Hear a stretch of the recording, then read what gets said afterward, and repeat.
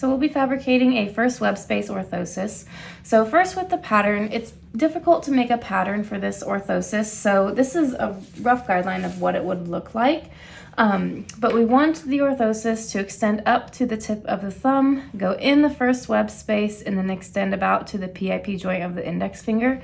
And then we want it to cover roughly an inch or so on each side of the first web space.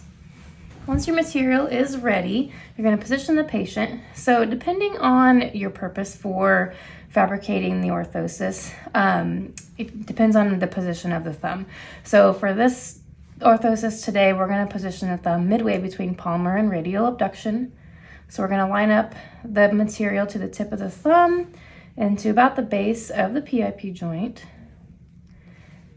And then mold this in the first web space, kind of giving it a little bit of a stretch.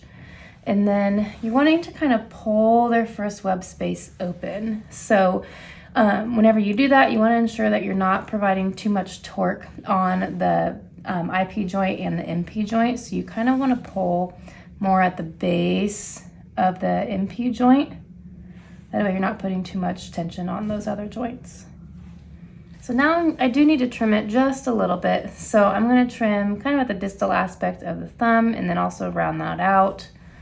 We're going to go about halfway on the thumb and the index finger. It is blocking PIP flexion a little bit, so I am going to trim that a little bit. And then on the palmar aspect, just trimming it a little bit. Because like I said, we want about roughly an inch on each side. We just don't want to limit motion of any of the other digits. So here is the orthosis after trimming. And then for the Velcro placement, I just placed one piece of Velcro right in the center of the first web space. If need be, you can add a piece of Velcro at each of the distal ends around the thumb and the index finger if you need more stability. So this is the final product. So we're going to don the orthosis.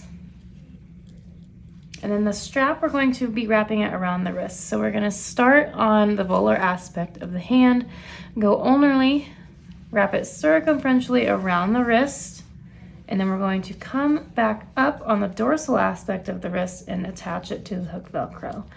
This placement of the strap just kind of helps pull it down into the first web space. And then, like I said, you can add a strap on each of the distal ends of the orthosis around the index and the thumb if you need more stability.